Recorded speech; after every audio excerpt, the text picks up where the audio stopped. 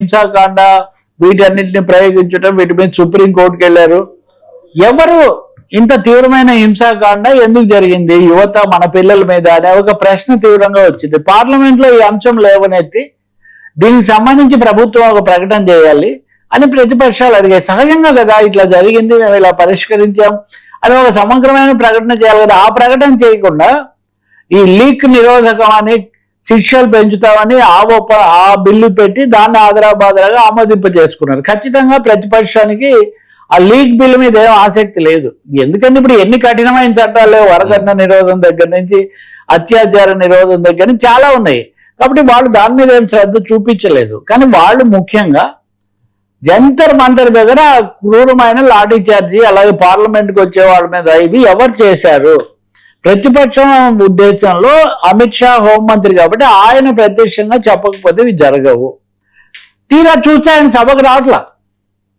ప్రతి విషయం నడిపేటటువంటి హోంమంత్రి నిజంగా అమిత్ షా అంటే మోదీ తర్వాత ఎవరైనా చెప్పుకుంటే అమిత్ షానే. ఆయన ఉప ప్రధాని అవుతారు, లేకపోతే బిగ్ ప్రమోషన్ ప్రధాని కూడా అవుతారు. ఈ స్థాయిలో చర్చలు అంచనాలు జరుగుతున్నప్పుడు ఆయన సభకు వచ్చి సూటిగా ఇది జరిగిందని చెప్పకుండా ఉండటము, మిగతా వాళ్ళేమో ప్రతిపక్షం మీద విరుచుకుపడటము, దీంతో ఒక ఉద్రిక్త వాతావరణం, వాద వివాదం ఇదంతా పెరుగుతోంది. ఈ అభిజిత్ దీప్కే ఈ సిజేపీ అధ్యక్షుడు వ్యవస్థాపకుడు ఉన్నాయని నిన్న మాట్లాడుతూ, మీరు ధర్మేంద్ర ప్రధాన్ రాజీనామా చేయిస్తే చాలదు, మీరు దీనికి కారకులు, శిక్షలు ఇవన్నీ లేకపోతే మేము హోంమంత్రి ప్రధానమంత్రి రాజీనామా కూడా అడగొచ్చు అంటూ ఈ అమిత్ షా అయితే ఈ విషయంలో తప్పకుండా బాధ్యత వహించాలని. ఇప్పుడు ప్రతిపక్షం అమిత్ షా రాజీనామా చేయాలి, ఎందుకంటే ఆయన బాధ్యత తీసుకోవాలి, వివరణ ఇవ్వాలి. ఏది లేకుండా రాహుల్ గాంధీ ప్రతిపక్ష నాయకుడు ఒక వాదన చేశారు. అక్కడ ఆ పోలీస్ చర్యలు నిర్బంధం హోంమంత్రి ఉత్తర్వుల ప్రకారం జరిగి ఉంటే అది తప్పు, బాధ్యత తీసుకోవాలి. ఆయనకు తెలియకుండానే జరిగి ఉంటే అది పూర్తి అసమర్థత, అది ఘోర వైఫల్యం. ఎందుకంటే ఢిల్లీలో పార్లమెంట్ దగ్గరే హోంమంత్రికి తెలియకుండా ఢిల్లీ శాంతి భద్రతలు పూర్తిగా హోంశాఖ ఆధ్వర్యంలో ఉంటాయి కాబట్టి ఏ విధంగా చూసినా అమిత్ షా విషయంలో సంజాయిషి చెప్పాలని వాళ్ళు చాలా గట్టిగా ప్రతిపక్షం పట్టుబడుతోంది. నిన్న మల్లికార్జున్ ఖర్గే రాజ్యసభలో చాలా తీవ్రంగా మాట్లాడినప్పుడు కూడా ఈ విషయాలే చర్చకు వచ్చాయి. కానీ ఏమొచ్చినా ఎదురుదాడి చేయటం జరుగుతుంది తప్ప ఎవరు కాల్పులు వీటన్నిటికీ ఉత్తర్వులు ఇచ్చారు? కాల్పులు అంటే ఒకసారి కాల్చారన్నది ఉంది, కాల్పులు కాకపోయినా పెల్లెట్ గన్స్ ఉపయోగించడం ఇట్లాంటి వీటి మీద సుప్రీంకోర్టు కూడా వెళ్ళింది. వర్మ, ఇక్కడ సమస్య ఏంటంటే పోరాటం, వారు బ్యాటిల్ అంటారు చూడండి, ఒక బ్యాటిల్ అయిపోయింది కానీ వారు మిగిలే ఉంది అన్న అభిప్రాయం సిజేపీలో అలాగే ప్రతిపక్షాల్లో ఉంది. సుప్రీంకోర్టుకి వెళ్ళారు. పెల్లెట్ గన్స్ అనేవి వాడకూడదు, మీరు ఉత్తర్వులు ఇవ్వండి అని చెప్పి పిటిషన్ వేశారు. వేస్తే నిన్న దాన్ని విచారించిన తర్వాత ప్రధాన న్యాయమూర్తి సూర్యకాంత్ ధర్మాసనం కుదరదు అన్నారు. పెల్లెట్ గన్స్ వాడకూడదని ఎలా చెప్తాము?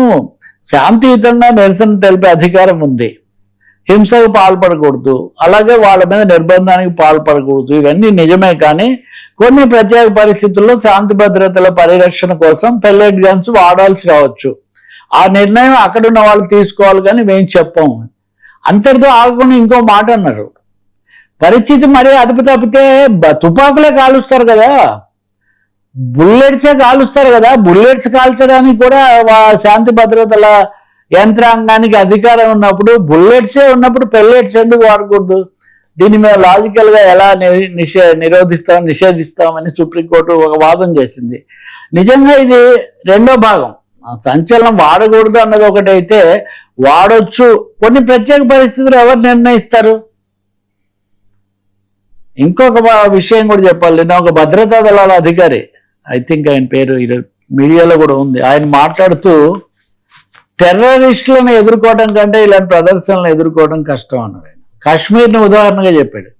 కాశ్మీర్లో టెర్రరిస్టులను ఎదుర్కోవడానికి చాలా చేసేవాళ్ళం, కానీ సాధారణ ప్రదర్శనలు వాటిలో వచ్చే పరిణామాలను ఎదుర్కోవటం మటుకు ఇది చాలా కష్టంగా ఉందని. సిఆర్పిఎఫ్ డైరెక్టర్ ఏమో నిన్న మాట్లాడుతూ, మీరేం భయపడకండి, చేయాల్సింది చేశారు, మీ విధి నిర్వహణలో మీరు ఒక అడుగు కూడా వెనక్కి వేయకండి. అంటే ఒక విధంగా ఆ రోజు తాత్కాలిక శాంతి కోసం వాళ్ళతో రాజీనామా చేయించి దాన్ని ముగింపు చేసినప్పటికీ దాని కొనసాగింపు అనేది మటుకు చాలా తీవ్రంగా ఉంటుంది. ఎఫ్ఐఆర్లు కొనసాగిస్తున్నారు, అరెస్టులు కూడా అనేక చోట్ల కొనసాగిస్తున్నారు, ఆరోపణలు చాలా తీవ్రంగా నడుస్తున్నాయి.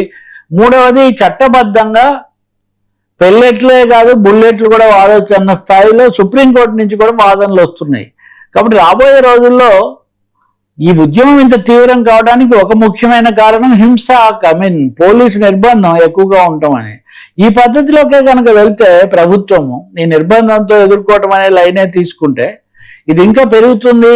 రాష్ట్రాల వారీగా ఎలా ఉంటుందన్న ఆందోళన కూడా ఉంటుంది. మనం చూసాం కదా, ఆంధ్రప్రదేశ్లో వైసీపీ వాళ్ళు చేస్తుంటే పంజాబ్లో బీజేపీ వాళ్ళే చేస్తున్నారు. సో రాష్ట్రాల వారీగా కూడా ఇది అనేక పరిణామాలకు దారితీసే అవకాశం కనిపిస్తుంది. అమిత్ షా వచ్చి ఇప్పుడు ఉదాహరణకు నోట్ల రద్దు, డిమానిటైజేషన్, కోవిడ్ ఇటువంటి అప్పుడు ప్రధానమంత్రి గారిని సమాధానం చెప్పమని పట్టుపట్టారు. ఆయన రానే లేదు, ఇప్పటికి కూడా రాలేదు. ఇంతవరకు దేశంలో ఒక మీడియా గోష్ఠి జరపలేదు ఆయన 12 ఏళ్లలో, ఎవరు అడగట్లేదు. ఇప్పుడు అమిత్ షా గారు వచ్చి మాట్లాడి సర్దుబాటు చేస్తే దీని మీద చాలా బాగుంటుంది. లేకపోతే అమిత్ షా రాజీనామా చేయాలనే కోరికకి దారి తీసినా మనం ఏం ఆశ్చర్యపోనక్కర్లేదు. సార్ సిఈసి ఎంపీకి మీ ఇష్టమేనా? సిజేఐకి చోటు లేదా? సుప్రీం ప్రశ్నలు సరదెబ్బలు కంటే జస్టిస్ దీపాంకర్ దత్తా ధర్మాసనంలో ఈ సిఈసి సెంట్రల్ ఎలక్షన్ కమిషనర్ నియామకం గురించి ఆ కేసు